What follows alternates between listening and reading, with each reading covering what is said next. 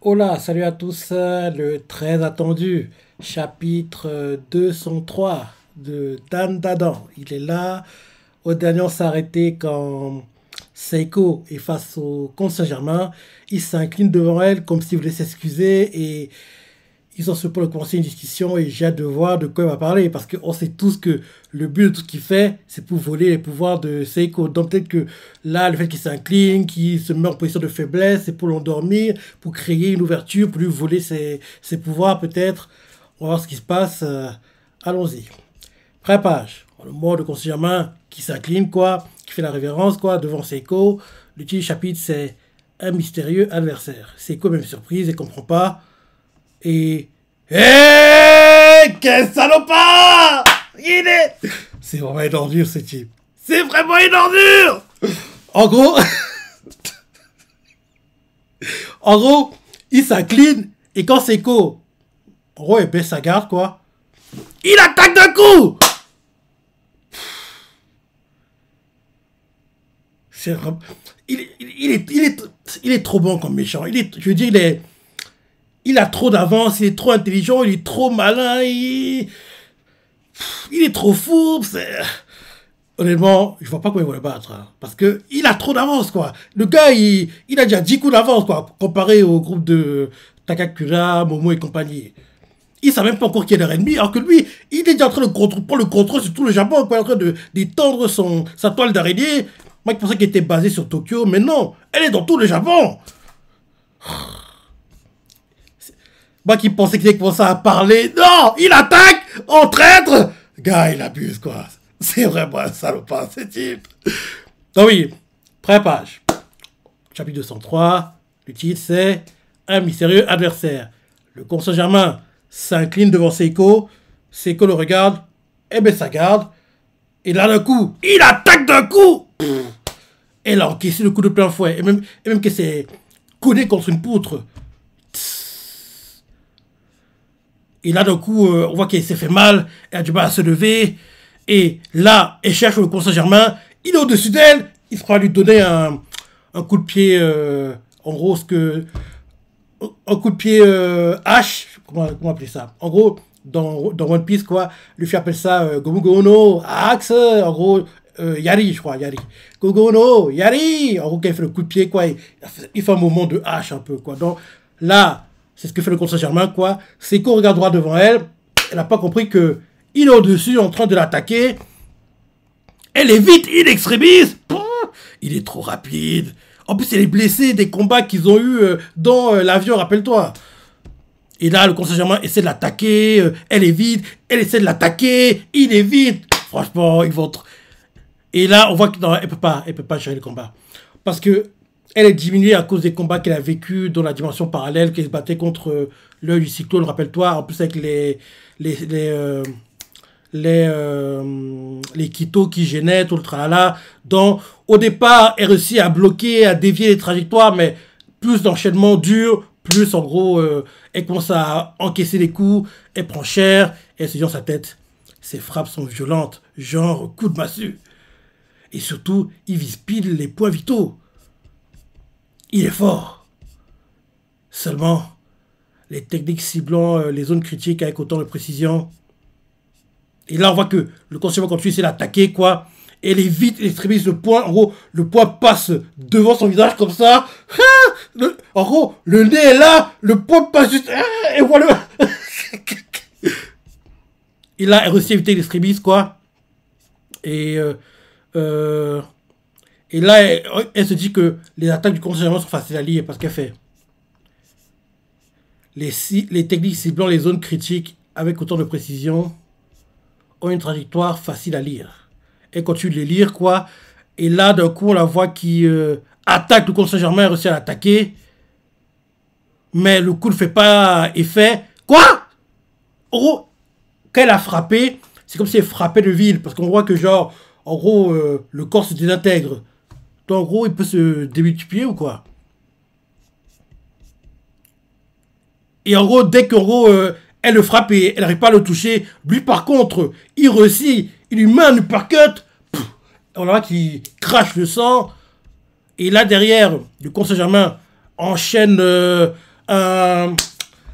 c'est l'équivalent du Rokugan, quoi. En gros, si tu lis One Piece. En gros, la position qu'il prend, c'est la position qu'en gros, Rob Lucci avait pris, qu'elle avait fait le Rokugan sur Luffy pour, rappelle-toi, Luffy l'encaisse, il se prend de tomber par terre. Un peu plus tôt, il est promis à King qui a révélé qu'il était Usopp, que je ne tomberai plus. Et on voit Rob Lucci commence à tourner le dos, partir disant que c'est bon, c'est plié. Il avance en train de partir. Luffy est sur le point de tomber. Il se retient. Il garde l'équilibre. Vomit du sang. Il se met droit debout, quoi. Rob Lucci énervé. Se retourne. Il serre les dents de frustration.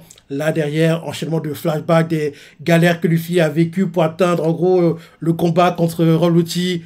Et là, Luffy se dit, je dois en finir. Gatling Gun déchaîné. Rob Lucci l'encaisse. Il va se reparler contre le mur. On dirait que lui tire dessus. Et là, derrière, le mur se brise. Il va tomber sur le navire de la marine. Et là, les marines révèlent que Luffy a battu Rob Lucci et Luffy gagne le combat. Bref, tout ça pour dire que la pose que prend le Conseil Germain, c'est la pose que, rappelle-toi, dans One Piece, Rob Lucci a pris qu'il faisait le Rokugan. Donc, il fait ça. Il envoie l'attaque sur Seiko. Et l'attaque s'appelle Seta. Ok, en gros, le Rokugan s'appelle Seta parce que il fait Seta. Et là, en gros, dès qu'il envoie l'attaque, quoi, Seiko l'encaisse de plein fouet et détruit toutes les poutres sur son chemin, quoi. Et elle prend cher. Elle prend cher. Et là, le Conseil Germain, dès qu'en gros, il finit son attaque, il se recoiffe. Parce que oui, il est présentable quand même. Parce que oui, pour bien s'habiller le type. Hein. Il ne faut pas qu'en gros, il soit laid après avoir enculé les attaques. Donc, après avoir fait l'attaque, quoi, il se recoiffe. Il se recoiffe. Il arrange sa coiffure, quoi. On voit Seiko qui s'écrase, qui est contre le mur maintenant, parce qu'elle a détruit toutes les poutres. Elle est par terre, quoi. Elle a du mal à respirer. Le sang dégouline sa bouche, quoi. Et là, on la voit qui essaie de toucher ses côtes et elle semble qu'elle a mal. Le Conseil Germain s'avance et lui fait remarquable. Jusqu'à ce jour, je n'avais encore jamais croisé le combattant capable de me porter un coup. Et là, Seiko fait tu es un Enra. Ah, donc enfin on sait qui il est, de quelle race il est, entre guillemets. Enra. Et on nous met Enra, yokai fait de fumée. Ok. Donc, en gros, Seiko fait tu es Enra, c'est ça? Non, je pense pas. Je pense pas. Je pense qu'il a dû voler les pouvoirs d'un yokai de fumée, dont maintenant il peut utiliser le pouvoir du yokai de fumée. Je pense que c'est ça. Tu te trompes, Seiko. Je pense pas que ce soit un Enra. Parce que un Enra. Donc, je me dis qu'il a dû voler, en fait, un pouvoir d'un yokai de fumée, quoi. Et maintenant, vu qu'en gros, il se les est appropriés, entre guillemets, dont maintenant il peut les utiliser. Donc, en gros, elle fait une erreur, mais je pense que le Conseil Germain va utiliser cette erreur à son avantage. Il a berné, quoi, mais je pense pas que ce soit un Enra. Il a dû vouer les pouvoirs d'un Enra, ça qui lui permet d'utiliser ses pouvoirs. Donc oui, Seiko par terre, quoi, blessé, elle fait tu es un Enra, c'est ça? Le Conseil Germain la regarde de haut, et là d'un coup, avec son pied gauche, il appuie sur les côtes de Seiko, il appuie, Seiko crie ah! Et crie de douleur. En gros, il appuie sur les côtes côté droit, quoi. Et quand il appuie, quoi, on voit Seiko qui crie ah! Et crie de douleur, quoi.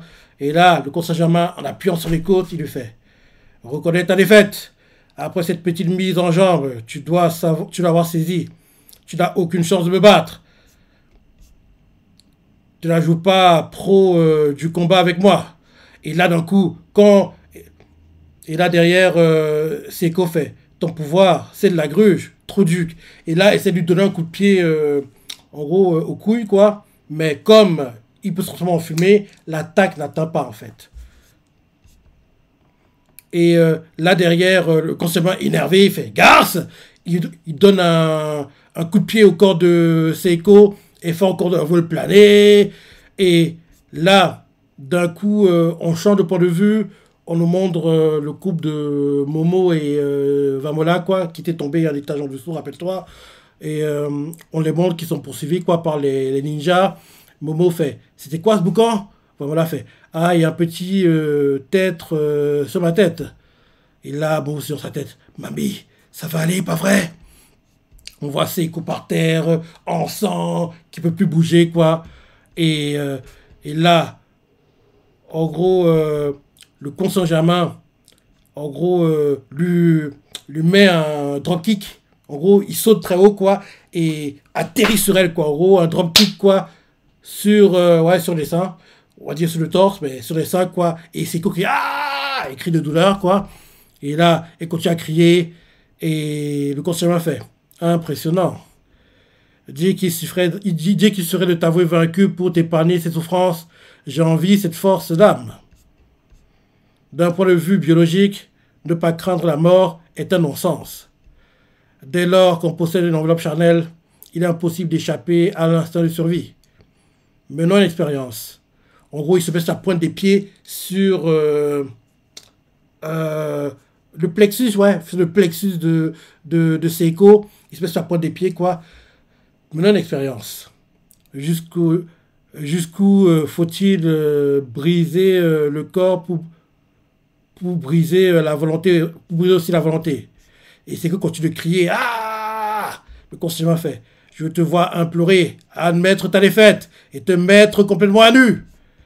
Et, euh, et là, d'un coup, on entend explosion, quoi, vers qui se dirige vers où est le comte Saint-Germain. Il regarde, il voit qu'il y a de la fumée, et, euh, et là, on voit quelqu'un qui tient l'un des ninjas, quoi, et le traîne par terre. Ça doit être l'œil maléfique. Parce qu'on ne l'a pas vu jusqu'ici. Il n'y a que lui qui peut intervenir. Oui, c'est bien lui. Parce que on voit l'œil maléfique s'avance et il fait, combien de temps comptes-tu me faire poireauter? Il s'avance, quoi. Et là, mais c'est quoi ces cliffs? C'est un bon cliff, mais il est frustrant. Oh, on retrouve des bons cliffs. C'est un bon cliff, mais il est frustrant, quoi. Moi, je vais voir au moins les débuts du combat. Par contre, l'œil maléfique ne s'avouera jamais vaincu. Dans le comte Saint-Germain est tombé sur le pire adversaire possible. Là, il n'aura pas le choix, il devra fuir. Parce que de toutes les personnes dans le groupe de Takakura à qui il pourrait voler leur pouvoir, les plus faciles, entre guillemets, à berner, à soumettre, Takakura, Kinta. Ouais, c'est les deux plus faibles, entre guillemets. Les deux gars les plus faciles à soumettre. Parce qu'imagine, le comte Saint-Germain capture Momo, lui met le couteau à la gorge. Oui, rends-toi, abandonne, sinon je la tue. C'est réglé. C'est vrai que là, va abandonner. Pareil, il capture Vamola, couteau à la gorge. Rends-toi, sinon, en gros, je la tue. Pareil, Kinta va se rendre. Gigi aussi, si Gigi était normal, en gros, si le comte Saint-Germain c'est la même chose, quoi, avec Seiko, Momo, non, avec tout le monde en fait, hein, toute la bande. Hein. Si c'est la même chose avec toute la bande et que Gigi était en gros la personne à qui il voulait voler les pouvoirs, pareil, Gigi se rendrait. Mais là, ce n'est pas Gigi, c'est l'œil maléfique. L'œil maléfique, c'est un gars qui adore les combats. Donc, avoir quelqu'un qui, en gros, lui rend coup pour coup, c'est du pain béni pour lui. Il attend que ça. Donc, là, le comte Saint-Germain, il ne sait pas encore, mais il est tombé sur le pire adversaire possible. Et logiquement, c'est ça qui devrait sauver Seiko, parce que, qu'on le veut ou non, comte Saint-Germain, t'es méchant, t'es un génie, t'as 10 000 coups d'avance, t'es machiavélique, t'es fourbe, t'es tout ce que tu veux, mais tu peux pas leur voler leur pouvoir. Le manga n'aura plus de sens. Le manga n'aura plus de sens. Si Seiko et Momo perdent leur pouvoir, le manga perdrait son intérêt, il perdrait son sens, quoi. Donc là, le fait que l'œil maléfique arrive, c'est un moyen déguisé pour en gros mettre en place un plot armor pour Seiko, entre guillemets. En gros, c'est la façon que le mangaka a décidé de mettre le plot armor qui protège Seiko et fait qu'on ne puisse pas lui voler ses pouvoirs. Parce que sinon, qu'elle veut ou non, elle aurait cédé, quoi. À force de subir en gros la torture comme ça, elle aurait accepté la défaite et derrière, le comte Saint-Germain lui aurait volé ses pouvoirs, quoi. Donc, heureusement, l'œil maléfique est là. Heureusement que c'est pas Takakura parce que lui, il aurait été chamboulé, touché, il aurait été dans l'émotion, quoi, et aurait cédé aux provocations, aux tortures du comte Saint-Germain. Mais là, c'est le maléfique. Lui, il adore les combats. Donc là, c'est vrai contre un gars qui, en gros, a du répondant, c'est du pas béni pour lui. Donc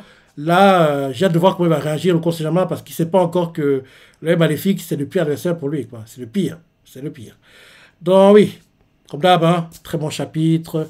J'ai hâte de la suite. Le manga assure. La semaine dernière, on a eu le combat Takakura et Maléfique, en gros, sous terre. L'animé l'a bien fait, mais peut-être que j'ai mis trop d'attente dessus. Il n'était pas aussi bien que manga, bizarrement. Là, on doit avoir le deuxième round.